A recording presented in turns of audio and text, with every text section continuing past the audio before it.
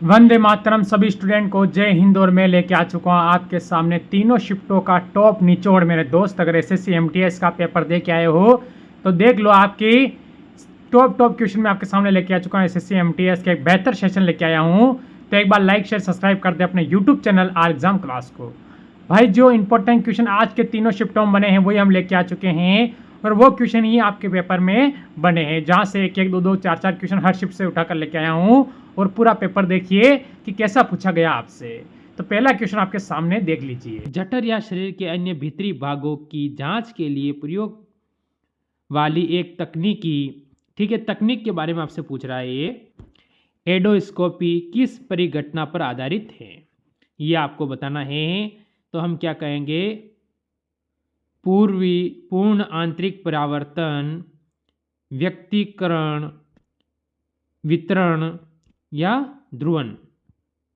तो आपका उत्तर यहाँ से सारे स्टूडेंट क्या दे रहे हैं, जल्दी से बताएंगे।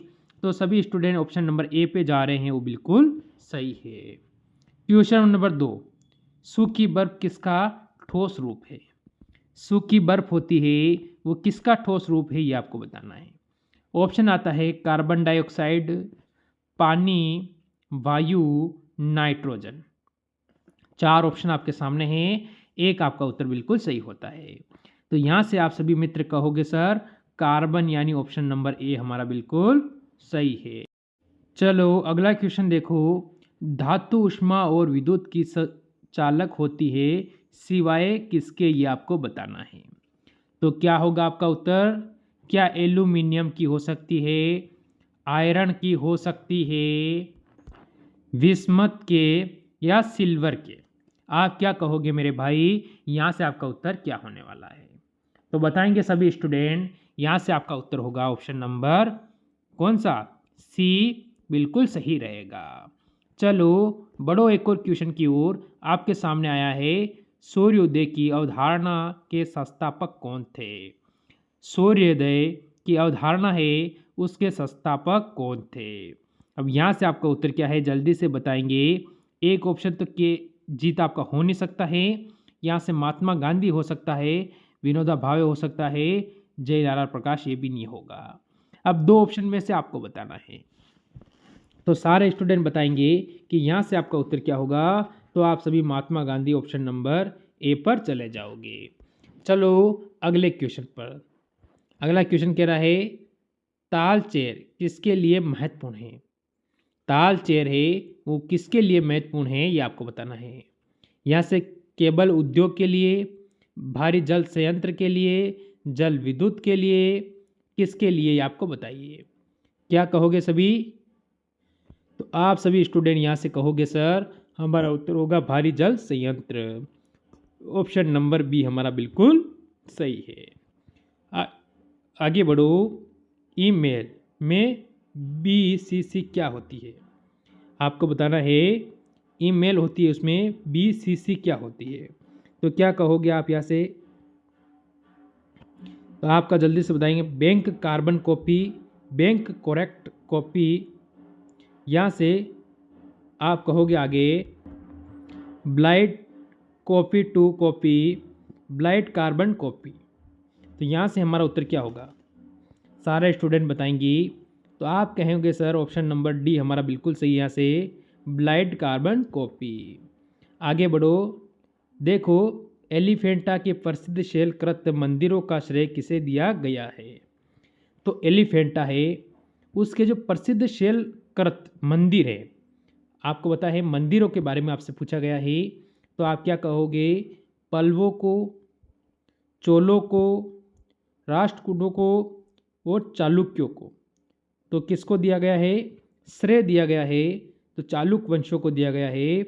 ऑप्शन नंबर डी एकदम सही है। एक और क्वेश्चन आपसे पूछा जाता है कि आपसे मोस्ट इंपोर्टेंट क्वेश्चन है, प्लासी की लड़ाई किसके बीच लड़ी गई थी?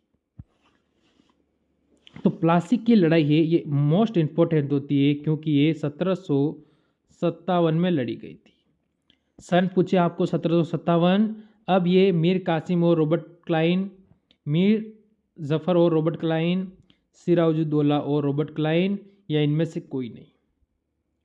तो प्लासी का युद्ध लड़ा गया था ऑप्शन नंबर सी, सिराजुद्दौला और रॉबर्ट क्लाइव के बीच में लड़ा गया था।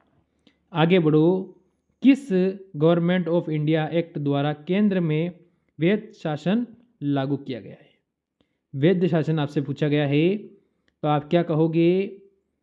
गवर्नमेंट ऑफ इंडिया एक्ट के द्वारा केंद्र में लगाया गया है, या से 1858, 1935, 1919, 1909। 4 ऑप्शन आपके सामने हैं और एक हमारा उत्तर बिल्कुल सही यहाँ से बनेगा। तो बताओ सारे स्टूडेंट, आप कौन से ऑप्शन पे जा रहे हो और आपको लगता है कि सर ये हमारा उत्तर बिल्कुल सही है? तो आप सभी कहोगे ऑप्शन नंबर बी, 1935। आगे बढ़ेंगे, अगला क्वेश्चन का उत्तर देंगे। अकबर का प्रसिद्ध राजस्व मंत्री कौन था? अकबर का प्रसिद्ध राजस्व मंत्री कौन था? अगर किसी ने अगर छोटा सा दिमाग लगाया होगा, कोई पढ़ा लिखा होगा, अगर आपका थोड़ा सा दिमाग चल रहा होगा, तो हुमायूं तो आप ऐसे ही काट दोगे, क्योंकि अकबर किसका बेटा था? हुमायूं का बेटा था। ये कट गया। अब महाराणा प्रताप आपको कैसे करोगे? प्रताप सिद्ध हो नहीं सकते हैं, तो ये भी कट जाएगा। अब आपके सामने रहे तानसेन और टोडरमल, तो आप इन दो में से उत्तर देना है सिर्फ आपको। तो आप सभी कहोगे Todarmal. Option number C sir हमारा बिल्कुल सही रहेगा। आगे चलो, 1905 में बंगाल विभाजन फलस्वरूप एक आंदोलन आगे बढ़ा, जिसका नाम क्या था? आपको बताना है कि बंगाल जब विभाजन हुआ था 1905 की ये बात चल रही है, तो यहाँ से आप बताओगे इसमें एक आंदोलन आगे बढ़ा था जिसका नाम आपसे पूछा है। वंदे मातरम तो कोई आंदोलन नहीं था। अब देखो, स्वदेशी आंदोलन हो सकता है, पूर्वी स्वराज हो सकता है, भारत छोड़ो आंदोलन। अगर भारत छोड़ो आंदोलन आपसे पूछते हैं मेरे मित्र, तो सभी कहोगे स्टूडेंट सर 1942 में, तो भारत छोड़ो तो 1942 में हुआ। तो चलो ठीक है, भारत छोड़ो का नारा किसने दिया? महात्मा गांधी ने दिया था, अंग्रेजों भारत छोड़ो। तो आप कहोगे स्वदेशी आंदोलन, यानी जो भारत की चीज़ें हैं वही यूज़ करनी है। आगे बढ़ो एक और क्वेश्चन की ओर। मर्दा रहित कृषि को क्या कहते हैं? मर्दा रहित कृषि होती है, उसे क्या कहते हैं? आपका उत्तर यहाँ से क्या होगा? यहाँ से अंतराल फसलन, रेशम उत्पादन, जल संवर्धन, यहाँ से आर्द्रता संवर्धन। तो आप क्या कहोगे? 4 ऑप्शन आपके सामने हैं, एक मोस्ट इंपॉर्टेंट होगा आपका यहाँ से, तो बता देंगे सारे स्टूडेंट क्या हमारा उत्तर यहाँ से हो रहा है। तो हम सभी कहेंगे जल संवर्धन। तो ऑप्शन नंबर सी बिल्कुल सही है। आगे बढ़ो फिर एक और क्वेश्चन की ओर। निम्न में से कौन सा प्राकृतिक रबड़ का प्रमुख उत्पादक? प्राकृतिक रबड़, अब क्या कहोगे? दक्षिण अमेरिका, दक्षिण पूर्वी एशिया, दक्षिण अफ्रीका, दक्षिण ऑस्ट्रेलिया। आपसे पूछा है प्राकृतिक रबड़ के बारे में, तो आप क्या कहोगे? तो आप कहोगे दक्षिण पूर्व एशिया। तो दक्षिण पूर्व एशिया होगा मेरे भाई। तो ऑप्शन नंबर हम यहाँ से बी की ओर चले जाएंगे। ऑप्शन नंबर बी आपका बिल्कुल सही है। आगे बढ़ो, ग्रेट कैनियन किस नदी में स्थित है? यह आपको बताना है। तो आपका उत्तर क्या होगा? यहाँ से बताओ जल्दी से। कांगो, हांगसो, यहाँ से नील, कोलेराडो। कोलेराडो, तो आप सभी कहोगे नील तो विश्व की सबसे लंबी नदी है, लंबी नदी विश्व की सबसे लंबी नदी का नाम क्या है? तो आप नील कहोगे। तो आपका उत्तर होगा ऑप्शन नंबर डी, बिल्कुल सही रहेगा। आगे बढ़ेंगे एक और क्वेश्चन की ओर। भारतीय खाद्य निगम की स्थापना की गई थी। जैसे कि भारतीय जो खाद्य है उसकी निगम की जो स्थापना हुई थी वो किसके लिए हुई थी? अन्न प्राप्त करने के लिए, अन्न के भंडार के लिए, अन्न के आय के लिए, या उपयुक्त सभी के लिए। तो यहाँ से तीनों ऑप्शन हो सकते हैं कि नहीं हो सकते हैं। आप छोटा सा दिमाग लगाएंगे सारे स्टूडेंट, तो कह देंगे सर ऑप्शन नंबर डी हमारा बिल्कुल सही है। आगे बढ़ो एक और क्वेश्चन पर। क्वेश्चन कह रहा है पर्यावरण संरक्षण अधिनियम का उद्देश्य क्या था? पर्यावरण संरक्षण अधिनियम का उद्देश्य क्या है मेरे मित्र? यहाँ से सारे स्टूडेंट बताएंगे। तो हम क्या कहें? वनों की रक्षा और वृद्धि करना, वन तथा बिरले पशुओं की वृद्धि रक्षा करना, पर्यावरण प्रदूषण को नियंत्रण करना, या उपयुक्त सभी। तो यहाँ पर भी उपयुक्त सभी आया है। तो यहाँ से आपको पता होना चाहिए कि ऐसी स्थिति में आपके 3 क्वेश्चन एक साथ क्लियर हो जाते हैं। कभी भविष्य में पूछ ले कि इनमें से कौन सा नहीं हो सकता है, तो वो भी आप उत्तर दे सकते हो। तो सभी स्टूडेंट का आ रहा होगा ऑप्शन नंबर डी, जो कि बिल्कुल सही रहेगा। यहाँ पर आगे बढ़ेंगे अगले क्वेश्चन पर। निम्नलिखित में से कौन सा कथन सही नहीं है? इसमें से एक कथन ऐसा है जो सही नहीं है, वो आपको बताना। मैंने कहा था कभी भी ऐसा पूछ सकता है कि ये कथन सही है कि नहीं है। वो ऐसी स्थिति में आपका मोस्ट इंपोर्टेंट काम देने वाला है। तो अब बताओगे कि इस क्वेश्चन को आप कैसे करोगे? तो हम क्या कहेंगे, जल्दी से बताओ। यहाँ से आपका सभी का उत्तर क्या होगा? निष्ठ मृदा खरी मृदा के को संचालन से बाहर धकेल देती है। हो सकता है खरी मृदा, ये तो नहीं होगा, चलो ये भी नहीं हो सकता। बैंक से कोई लेना देना नहीं, सार्वजनिक ऋण से कोई लेना देना नहीं है। तो यहाँ से ऑप्शन नंबर ए ही सबसे अलग यानी सही नहीं है, बाकी तीनों ही इनके साथ सही है।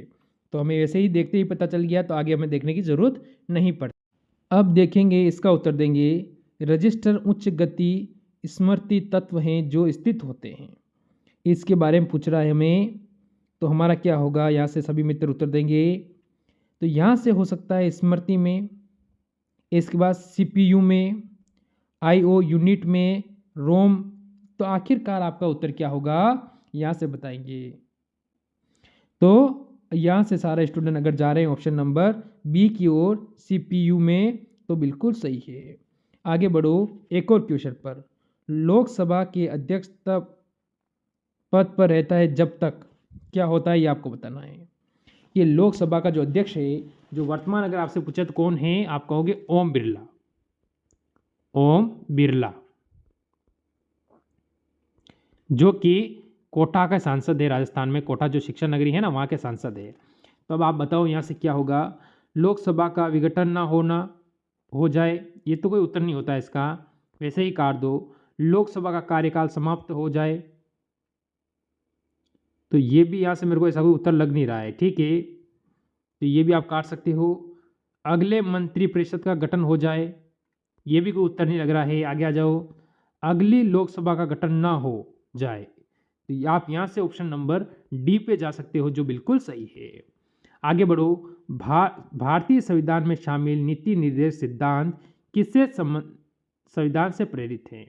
तो आपको बताना है ये सिद्धांत है जो किसके संविधान से प्रेरित है, हमें ये बताना है। तो हम क्या कहेंगे? Canada, Ireland, Brazil, America. अब 4 ऑप्शन में से आपको उत्तर बताना है मेरे भाई कि आपका उत्तर क्या होगा। तो यहाँ से जो मित्र ऑप्शन नंबर ब्राज़ील यानी ब्राज़ील होगा, या फिर आयरलैंड, तो आप सभी कहोगे आयरलैंड। ऑप्शन नंबर बी हमारा बिल्कुल सही है।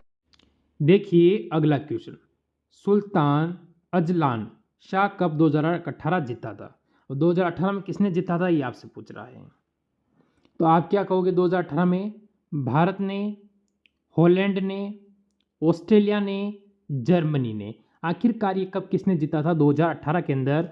तो यहाँ से सारे मित्र कहेंगे कि जो हमारा उत्तर होगा वो सर होगा ऑस्ट्रेलिया। ऑस्ट्रेलिया का मतलब ऑप्शन नंबर सी बिल्कुल सही है। ओ से ऑस्ट्रेलिया, ऑप्शन सी। अगला क्वेश्चन कह रहा है कौन सा देश 24वें शीतकालीन ओलंपिक 2022 की मेजबानी की थी? तो किसने की थी ये आपको बताना है। इटली, चीन, जापान, जर्मनी। यहाँ से हमारा उत्तर क्या होगा मेरे स्टूडेंट, सभी बताएंगे आपका यहाँ से उत्तर क्या आ रहा है। तो सभी का उत्तर क्लियर हो चुका है, यहाँ से सभी के दिमाग में बैठ चुका है। चलो ठीक है, तो ऑप्शन नंबर बी आपका चीन बिल्कुल सही है। आगे बढ़ो अगले क्वेश्चन पर। देखो क्या कह रहा है, किसी राज्य की विधानसभा के सदस्यों की अधिकतम संख्या हो सकती है। संभव कितनी हो सकती है संख्या, ये आपको बताना। किसी भी विधानसभा की विधानसभा होती है, उसकी अधिकतम संख्या कितनी हो सकती है किसी भी राज्य की, जैसे 400। तो ऐसे आप यूपी की अगर आपसे पूछ ले तो आप क्या कहोगे 403। उसी प्रकार सर्वाधिक है यूपी की, तो हम 450, 500, 545। तो अब आप क्या कहोगे? आप कहोगे कि सर ऑप्शन नंबर सी 500 अधिकतम हो सकती है। आज का लास्ट क्वेश्चन रहेगा, तो बताओ इसका उत्तर क्या है। 2011 की जनगणना के अनुसार भारत की जनसंख्या घनत्व कितना है, यानी प्रति वर्ग किलोमीटर पर कितने लोग रहते हैं, ये आपको बताना है 2011 की जनसंख्या के अनुसार। तो आप सभी कहोगे कि सर यहाँ से होते हैं 82 व्यक्ति प्रति वर्ग किलोमीटर। ऑप्शन नंबर सी हमारा बिल्कुल सही है। तो ये थे आज के टॉप क्वेश्चन।